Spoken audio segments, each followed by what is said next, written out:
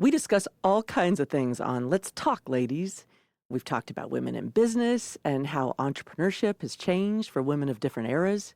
And we've talked about cooking and how a woman's place in the kitchen has evolved over the years, or not, if you're me. It used to be a woman's job to cook, and now more and more women have the option to cook or not cook. And if they want to become a world famous chef, cookbook author, and restaurateur, they can, and they do. My co-host, Katie, Neal, and I are famously challenged in the kitchen, but that doesn't stop us from talking to talented chefs. Today, I'm talking to one of the best in the world, and if you watch the Food Network, you know Maneet Chauhan. She's the host of the new show, Maneet Eats, among her many other ventures. She's a James Beard award-winning chef, author, restaurateur, and as mentioned, a Food Network personality. She's a judge on Chopped, and as a competitor, she's the two-time champion of Tournament of Champions. She won in 2021 and 2024. She's the co-owner of several Nashville restaurants, including my personal favorite, Chauhan's Ale and Masala House. I'm flying solo today, so let's meet Maneet. So glad to have you. So glad to have you on the podcast. Really, I'm so excited to be here. Thank you so much for inviting me. It's absolute thrill for us. So, did you cook breakfast this morning? Of course I did. I have two kids who are sitting outside, and my son is very particular. He comes down, he's like, I'm hungry. And he wants his, avocado toast on sour bread, and then I make an Indian style omelet. So yeah, absolutely. Oh my goodness. I will tell you, I did not have that growing up. Like myself, I'm not cooking is not what I'm known for. I won't say I'm bad because I could probably improve, but my mom was not terribly interested. And I would have, you can't believe what I ate for breakfast. I would have like white toast, and that's it. And like a Pepsi. And then go to school and wonder why I fell asleep. But okay, I'm not surprised, and that's absolutely wonderful. So, I have a word to throw out. So, female chef. Does that bug you when people say that moniker? When I was younger, it used to bug me a lot because I'm like, a chef is a chef, a doctor is a doctor, an engineer is an engineer.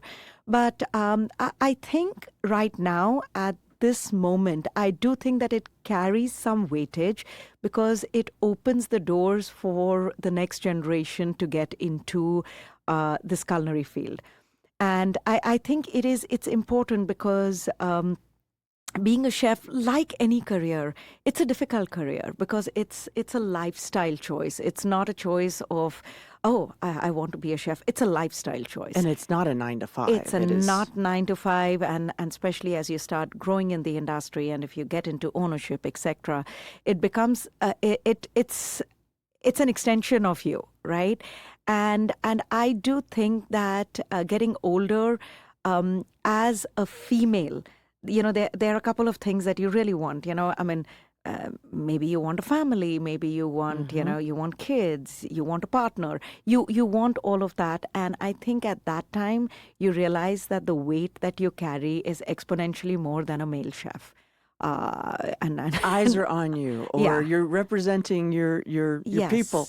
Yes, absolutely. And I think that it does.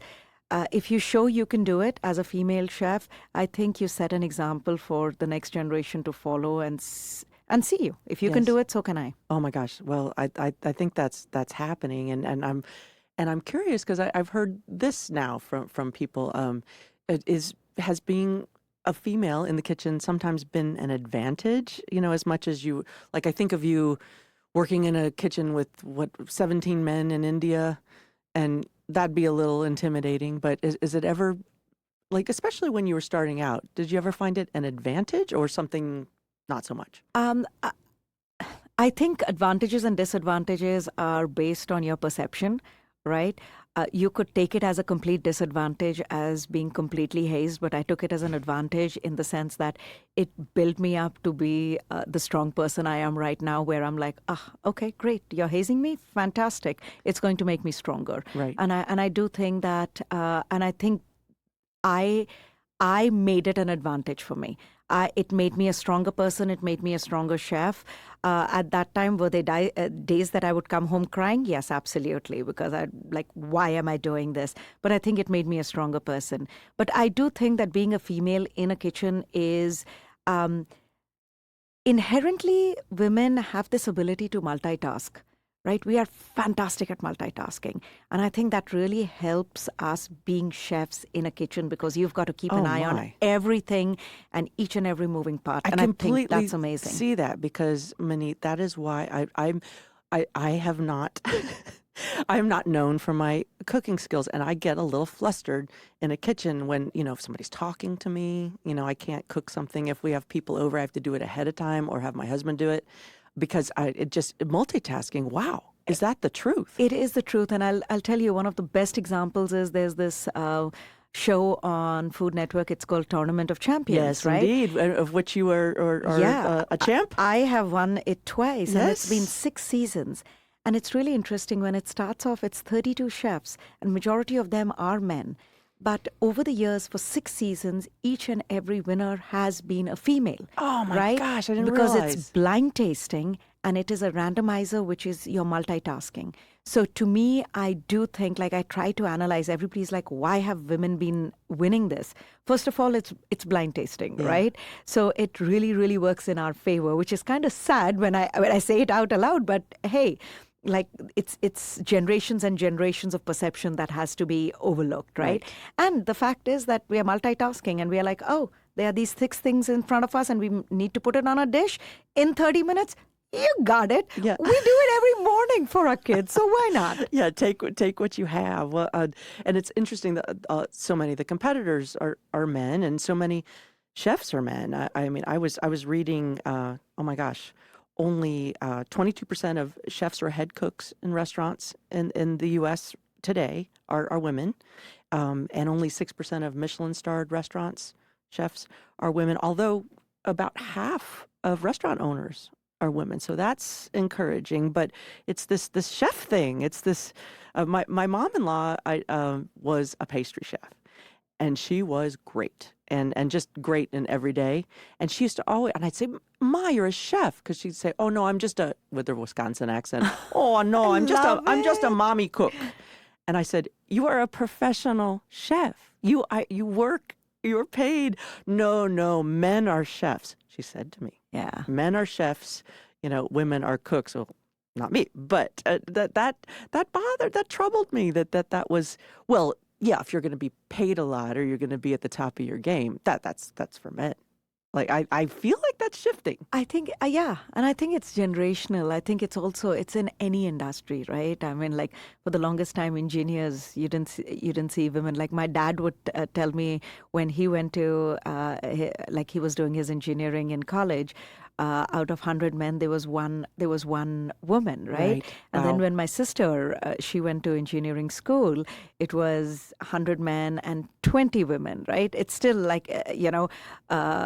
percentage-wise, it still wasn't as great. But I'm sure that now, today, when we go, it probably would be 50-50. So I think it is it's like, women like your mother-in-law who took that step, right? Mm-hmm. It is those small, monumental, changes, right? It's small and monumental. It's such a parody, but that is what makes us move ahead. And we've got to, as women, we've got to kind of support each other.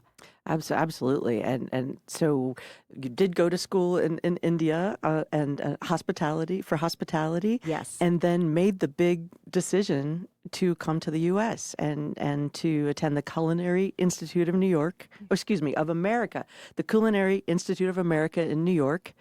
What a big decision. Had you not been to the U.S. yet? I had never been to the U.S., but I think, when I was growing up, being a chef was really not a cool career, right? It was, you are either an engineer or a doctor. Grew up in a really small community where, my dad an engineer, mom principal of a school. We were, our parents said the only thing we can leave for you is a really good education. So make sure you're at the best of whatever you do. And I think that's something which really stuck with me. So even when I did my undergrad in India, I went to the best hotel management school. And then I asked one of my chef instructors, which was the best culinary school in the entire world to go to. And without even batting an eyelid, he said the Culinary Institute of America. And that's what it was. I just put my heart and soul, and I'm like, I've got to get here. I'm going to figure out how it is. And it was a lot of, it's expensive. International students do not get scholarships. So there was a lot of loans. There was a lot of, it was a painful journey, but, eye on the prize. And I'm like, I've got to get here. I'll do what it takes. And I worked my butt off. Yep, and did so well. And how did you get the bug to want to be a chef at home? Here's your dad as an engineer. I think it was, to me, I always say that it was the love of eating, right? We grew up in a community where there were people from all over India, and each and every state in India has a very distinct cuisine of its own. So I would finish dinner at home, go over to my neighbors' houses, tell them that my parents hadn't fed me. Can I eat with you guys? And over here, I'm like, aha, just like this entire new world of flavors, which I think was incredible because I got to taste techniques and ingredients and spices that weren't cooked, that my mom wasn't cooking. But I think later on in life, I realized the reason why I got into cooking was because, one of my neighbors, she was from southern India. She didn't speak Hindi or English or Punjabi, which were the three languages that I spoke. Oh, wow. But I would go and spend hours and hours with her just in the kitchen, and she was cooking, and I was just absorbing what she was doing. And I realized that food is such a powerful language, right? You don't need to know the same language. You don't need to have the same beliefs. You don't need to even, have the same political viewpoint. You connect over food. And to me, I wanted that connection with people across the world. And that's why, to me, I always find it very easy to go to another country. And because it's so easy to connect with anyone over food, right? Oh, right. And I think that, to me, is very powerful. Oh, my gosh, yes. And so, I mean, talk about connecting over food. We're in Nashville, and truly, what arguably my favorite restaurant is Shohan, thank you. your first flagship Yes. restaurant here in town. And just I know you talked about this, especially when you opened, and over 10 years ago, 11 years ago. Just how was that bringing Indian food to a Nashville audience? Because now I'm not disparaging my fellow Nashvillians, but it's a lot of meat and threes. It's a lot of Southern fried, not so spicy, and people have the Indian spicy, right? My husband said that. Oh, Indians, it's too spicy, and I'm like, some I know. not. Yeah. So how did you deal with that? Like, it was really interesting when I got this call, like, would you like to open something in Nashville? My first reaction, my husband and I, we are business partners. We both looked at each other. We were like, who the beep goes to Nashville? Because at that time, and I'm talking about like 13, 14 years ago, when it really wasn't as cool as it is right now. There wasn't as much, because now there are many restaurants. And but we are also the kind of people that explore each and every option, right? Like our philosophy of saying yes has gotten us where we have, right? So we visited Nashville, and this was the time when BNA was that small airport, not the fancy airport it's right now, and we somehow fell in love with the city. I think there was a synergy in the city which reminded us of home. And that's interesting. Yeah, and we were living in New York. We had a 3-year-old daughter, and we are like, you know what, fantastic. We are in the food mecca of the world. We are in New York. We'll open the restaurant. We'll commute once a month. It's an easy commute, and it'll be like a licensing deal, right? Best laid plans. The 6-month project took over 2 years because we are in the South and everything, we got this building, and then that didn't go work. A little slower. Yeah, and then we got the other building, and then when we started, renovating, you start finding all of these, the foundation needs work, all of that good stuff. Along the way, we also found out we were expecting baby number 2. So the plan was to open the restaurant November 18, 2014. And then, baby was due in March, end of February, March. And I'll be back in New York, and everything is fine. Well, he had plans of his own.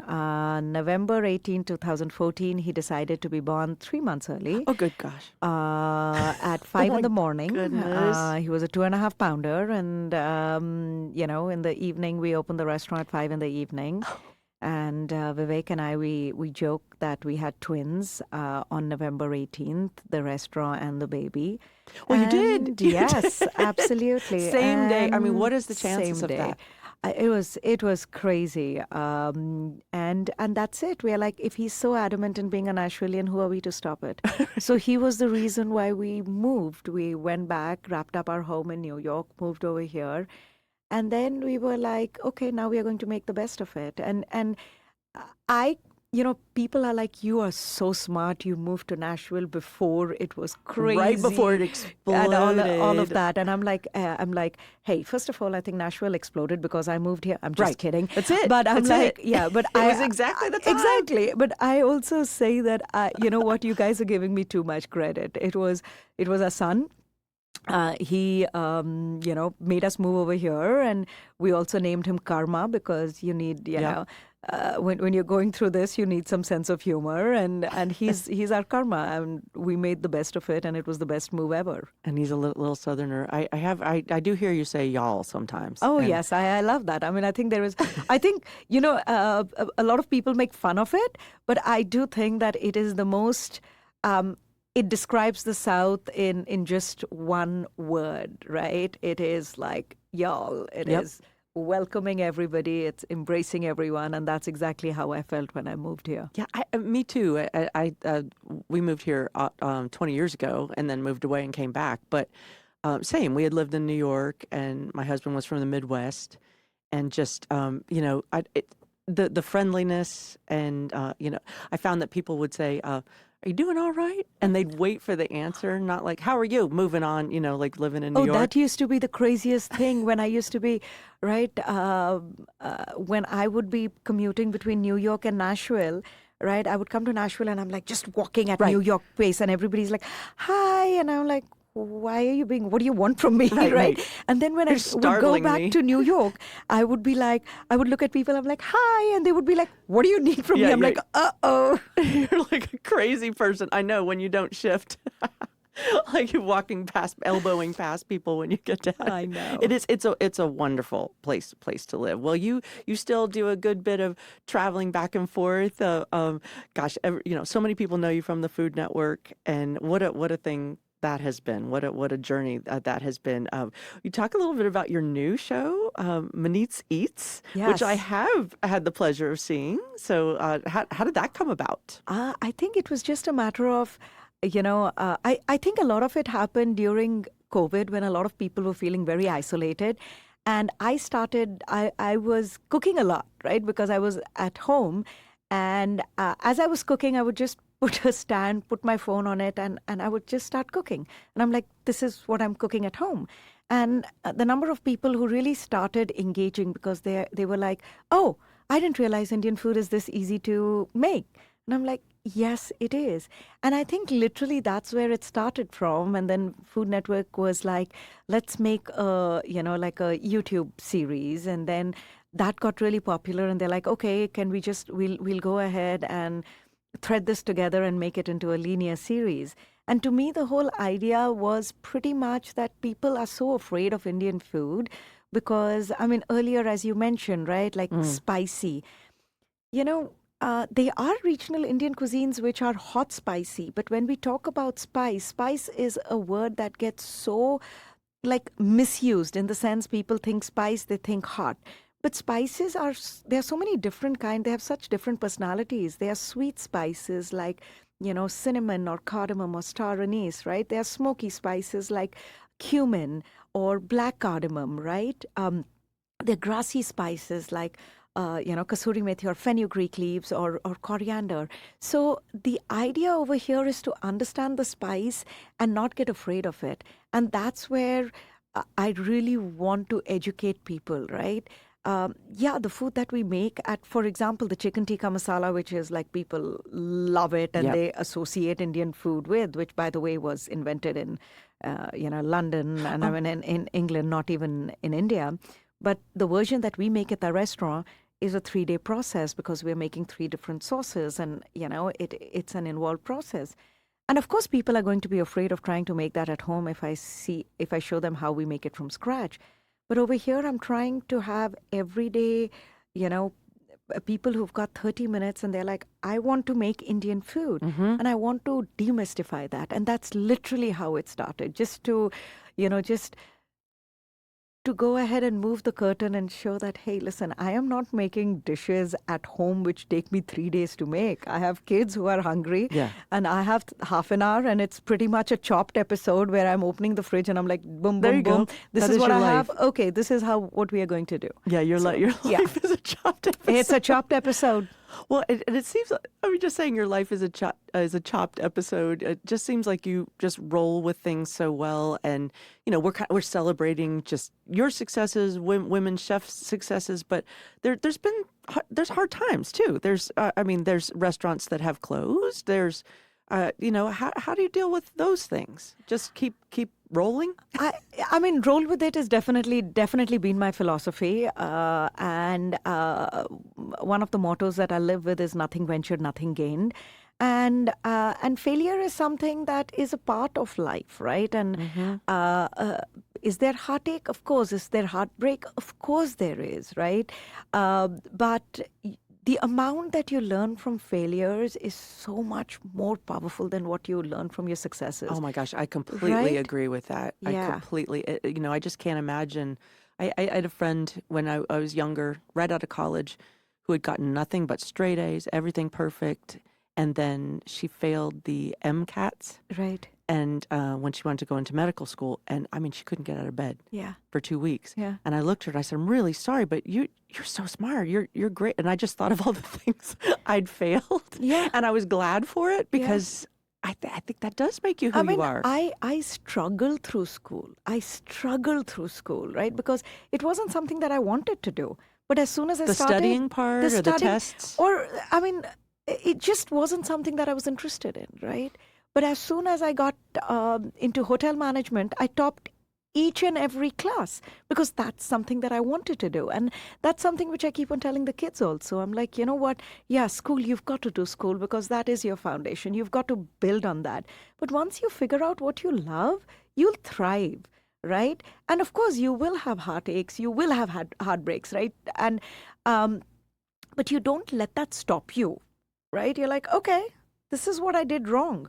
Or this is what went wrong, right? And there are some things which are in your control, and there's some things which aren't. Like COVID wasn't in our control. Exactly. But still, we had to shut our restaurants down because of the after effect of it, right?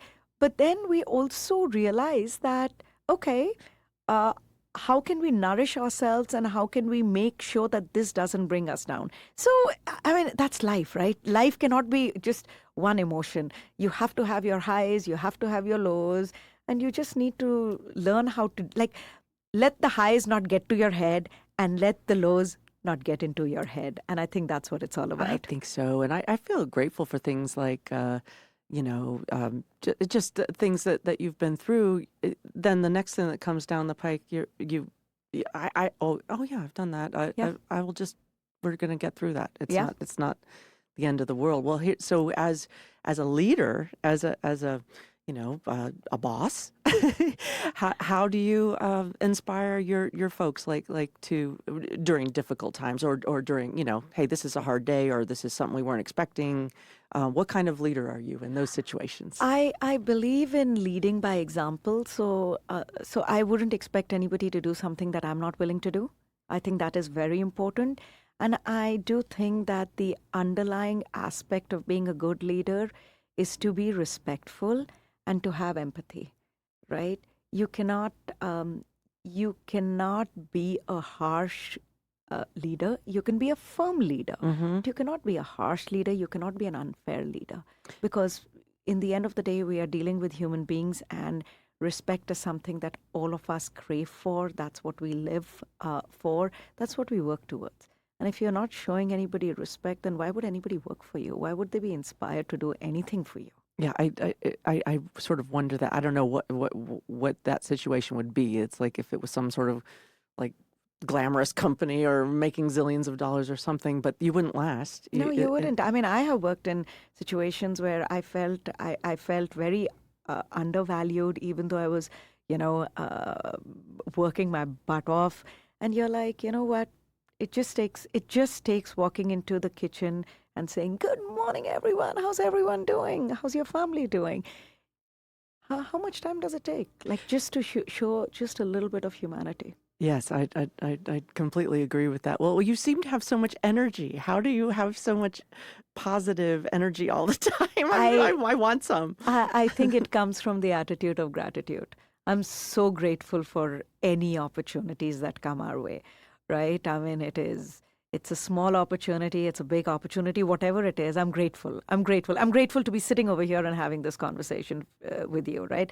I'm grateful that I have the ability of doing that. And I think that is something which has always really, really, I think that's what inspires me, because I'm like, okay, great. What's next? Oh my gosh, that is so perfect. And I think you've inspired a lot of young women who are aspiring to be chefs, maybe didn't think about that career path or owning a restaurant, or it does tickle me. I know you get this all the time from very young aspiring chefs who just say, "Oh, how do I get on TV?" They want to skip a step. They do, and I keep on saying that if that's the reason why you want to be a chef, then rethink, your motives, because you've got to be good at what you do, and then TV comes after you. Yeah. Right. And nowadays it's kind of interesting because we live in a social media world where you can get TikTok famous or Insta famous, etc. But you've got to realize that there needs to be a longevity in it. And if you're very good at what you're doing, fantastic, you will have the longevity in it.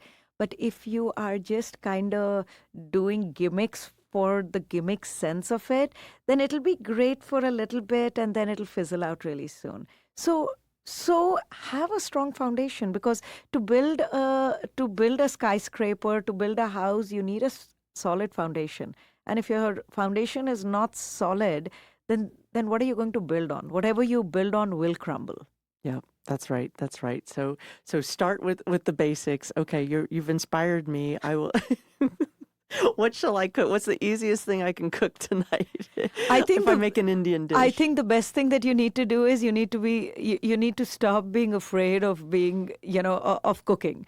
I think that's I'm afraid of the heat. I'm afraid of the fire. Yeah, and I think a lot of people, that becomes a big thing. And once you realize what you're afraid of, then it's easier to overcome it, because you're like, you know what, I am hotter than the fire in front of me. As simple as that, right? I always say that an easy way to get into Indian food is just making an Indian style omelette. It's just like one of the easiest things to do, and I showed it on Maneet's Eats. It just has a little bit of turmeric and a little bit of salt I can do and that. garam masala. It's so simple, but it just adds so much flavor to a dish. I think you'll enjoy it. Oh my gosh, I'm going to do it. Oh, thank you for being with us, and thank you for the inspiration, and keep up all the wonderful work. And I can't wait to go to Shohan Thank tonight. you so much. I look forward to seeing you there. Yes. So what has travel meant to your life? Travel, I think, has meant respect.